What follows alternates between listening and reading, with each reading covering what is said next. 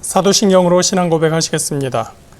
전능하사 천지를 만드신 하나님 아버지를 내가 믿사오며 그 외아들 우리 주 예수 그리스도를 믿사오니 이는 성령으로 잉태하사 동정녀 마리아에게 나시고 본디오 빌라도에게 고난을 받으사 십자가에 못 박혀 죽으시고 장사한 지 사흘 만에 죽은 자 가운데서 다시 살아나시며 하늘로 오르사 전능하신 하나님 우편에 앉아 계시다가 저리로서 산 자와 죽은 자를 심판하러 오시리라. 성령을 믿사오며 거룩한 공회와 성도가 서로 교통하는 것과 죄를 사하여 주시는 것과 몸이 다시 사는 것과 영원히 사는 것을 믿사옵나이다. 아멘. 오늘 함께 보실 말씀 로마서 8장 9절부터 11절 말씀입니다. 신약성경 249면에 있습니다.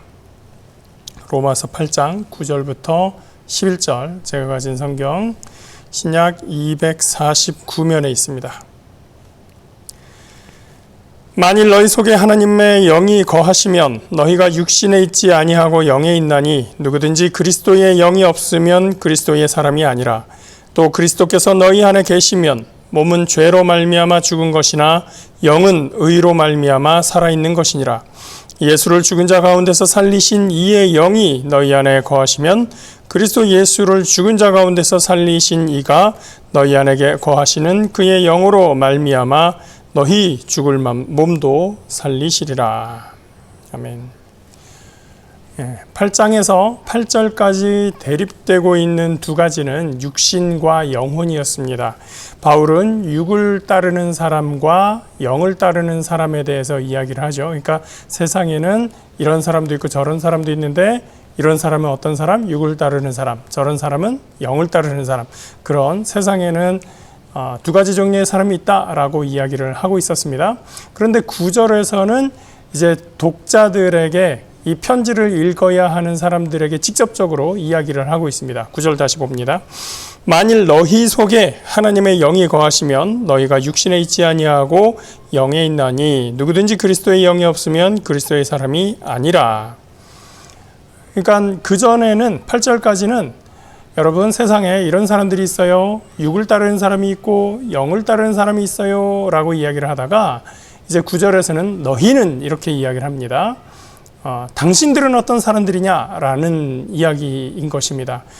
여기에서 너희라고 하는 거 우리말에는 뭐 경어라든지 존경의 의미를 담아내는 경어가 있고 또 아랫사람에게 말하는 하데어가 있는데 뭐 히브리어라든지 헬라어라든지 영어라든지 거기에는 이제 그런 개념은 없죠. 그래서 너희는이라고 번역을 했지만 그러니까 윗사람이 스승으로서 제자에게 혹은 지도자로서 자기를 따르는 사람에게 말하는 것처럼 번역하기 위해서 우리나라 옛날 언어 습관에 따라서 너희는이라고 이야기를 했지만 사실은 뭐 여러분은 이런 식으로 번역을 해도 문제는 없을 겁니다. 그것이 이제 요즘의 정서에 더 맞겠죠. 그래서 그 앞에까지는 육신을 따르는 사람들은 이렇고 영을 따르는 사람은 이렇습니다 라는 말을 했지 로마 교인들, 이 편지를 받을 사람들, 당신들이 어떤 사람들이다 라는 이야기는 하지 않았었습니다. 그런데 이제 여기서는 너희는, 여러분은 하면서 이야기를 시작을 합니다. 그 로마 교인, 여기서 나오는 너희는 이제 로마 교인도 되면서 더 확장하면 그리스도인들을 지칭하는 말이 되는 것입니다. 그 다음에 등장하는 하나님의 영이라는 말이 있습니다. 뭐 어렵지 않게 우리가 성령이라고 알 수가 있는 것이죠. 만일 성령이 너희에게 거하시면, 만일 성령이 너희 안에 거하시면 육신에 있지 않고 영에 있는 것이며 그리스도의 영이 없으면 그리스도의 사람이라 할 수가 없다. 그리스도인이라 할 수가 없다. 라고 하는 것이 이 9절 말씀입니다. 이 9절에서 하나님의 영은 그리스도의 영이라는 그 말과 동일하게 동급으로 등장을 합니다. 하나의 단어, 하나의 개념을 두 가지로 표현을 하는 것이죠. 그래서 성령에 대해서 하나님의 영이다, 또 한편으로 그리스도의 영이다, 이렇게 표현을 하고 있는 것입니다. 하나님의 영이 하시는 일은 무엇입니까? 구약에서도 보면 하나님의 영은 하나님의 뜻을 전달하는 역할을 합니다.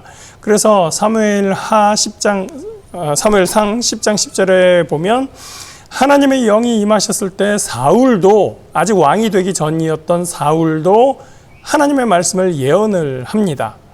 하나님의 영이 임하셨을 때 선지자들이 예언을 할 수 있었습니다. 하나님의 영이 임하셨을 때 많은 하나님의 일꾼들이 하나님의 일을 하게 되었습니다. 즉 하나님의 영은 하나님의 뜻을 전하며 하나님의 일을 하게 했었던 것입니다. 이제 그 영이 그리스도의 영으로 역사하시게 됩니다. 그리스도의 뜻을 전하며 그리스도의 일을 하게 하신다는 것입니다. 그리스도께서 이 땅에 계셨을 때 하신 일이 무엇이었습니까? 아픈 사람들을 불러 모아서 그들을 고치시고 죄인을 부르시고 또 복음을 선포하시고 하셨던 것이 예수 그리스도께서 이 땅에서 하셨던 일입니다. 그 중에서 가장 중요한 일은 무엇입니까? 자신을 희생하여 십자가에 당신을 내어주셨던 것, 그 위에서 죽임당하셨던 것, 그것이 그리스도께서 하셨던 일입니다. 그런데 그런 그리스도의 영이 우리에게 임하셨다라고 하는 것입니다. 그러면 어떻게 됩니까? 10절입니다. 10절, 11절. 또 그리스도께서 너희 안에 계시면 몸은 죄로 말미암아 죽은 것이나 영은 의로 말미암아 살아있는 것이니라. 예수를 죽은 자 가운데서 살리신 이의 영이 너희 안에 거하시면 그리스도 예수를 죽은 자 가운데서 살리신 이가 너희 안에 거하시는 그의 영으로 말미암아 너희 죽을 몸도 살리시리라. 비록 몸은 죄로 인해서 죽을지라도 우리의 영은 그로 말미암아 의로 말미암아 살 것이다. 누구의 의 때문에? 예수 그리스도의 의 때문에 그 의로 말미암아 살 것이다 라고 합니다. 여기서 죽음이라고 하는 것은 전 인격적인 죽음을 말하지만 그리스도의 영이 우리 안에 있다면 그리스도의 의로 말미암아 우리의 영이 산다. 11절에는 성부, 성자, 성령, 삼위의 하나님이 모두 언급되고 있습니다. 가끔 보면 성경에 삼위일체라는 단어가 등장하지 않는다라는 얘기를 듣고서 성경에 대해서 잘 모르던 분들이 깜짝 놀라기도 합니다. 아니 그러면 삼위일체가 성경에 없는데 우리는 그걸 어떻게 믿나요? 라고 얘기를 하지만 오늘 본문에 나오는 것처럼 그 삼위일체라는 단어가 등장하지 않는 것이지 그 개념 자체는 이미 성경에 여러 곳에 제시되어 있는 것이죠. 예수를 죽은 자 가운데서 살리신 이의 영이라는 말에 삼위일체 하나님이 다 등장합니다. 예수님 등장하죠. 예수를 죽은 자 가운데서 살리신 이 누굽니까? 성부 하나님입니다. 성자 예수님을 살리시니 성부 하나님. 그 살리신 이의 영, 성령이죠. 이렇게 성부, 성자, 성령이 이 짧은 구절에 다 등장하고 있습니다. 그 하나님의 영이 너희 안에 거하시면, 즉 성령이 너희 안에 거하시면 어떻게 된다고요? 9절에서는 성령이 너희 안에 거하시면 육신에 있지 않고 영에 있는 거라고 했는데 11절에 그 결과에 대해서 이야기해주고 있습니다. 예수를 살리신 이의 영이 너희 안에 거하시면 그리스도 예수를 죽은 자 가운데서 살리신 이가, 즉 성부 하나님이 너희 안에 거하시는 당신의 영, 즉 성령으로 말미암아 너희 죽을 몸도 살리실 것이다. 우리의 영도 살고 우리의 죽을 몸도 살리신다고 말씀하고 있습니다. 근데 여기서 우리가 주목해야 될 것이 있습니다. 몸은 어떻게 된다고 했습니까? 바로 앞에 10절에서 너희 몸은 죄로 말미암아 죽는다고 했어요.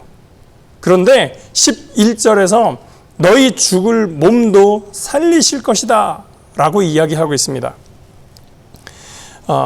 10절에서 몸이 죽는다고 했다가 11절에서 몸이 다시 산다, 몸을 다시 살리실 것이다 라고 한 것은 바울이 실수한 것이 아닙니다. 뭔가 상황이 다르다라고 하는 것을 말해주고 있는 것입니다. 인간은 범죄함으로 인해서 영이든 육이든 그 전 존재가 죽을 수밖에 없었던 것이 출발입니다.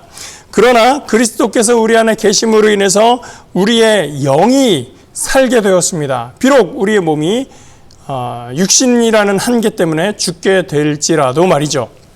그런데 그게 전부가 아니라 우리의 몸도 다시 살 수 있다는 거예요. 부활을 이야기하는 것입니다. 제가 가끔 이야기하지만 우리 한국 교인들에게 낯선 몸의 부활에 대한 신앙입니다.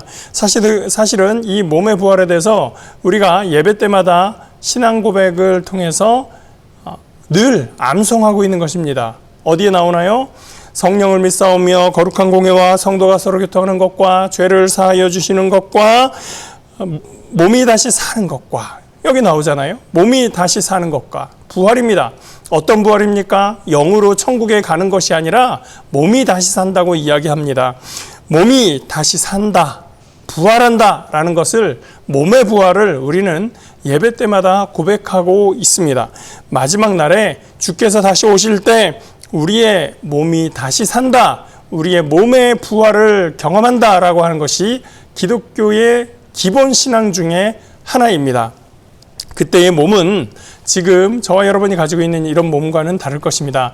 마치 예수님께서 부활하신 후에 제자들을 만날 때 호련히 그 다락방에 나타나시고, 그러면서도 그들과 함께 식사하시고, 또 도마에게 내 손과 옆구리를 만져봐라 하시면서 만질 수도 있었던, 그러다가 어느 순간 호련히 사라지기도 했던 그런 몸, 부활체라고도 이야기하는 그런 몸으로 부활할 것이다 라는 믿음입니다.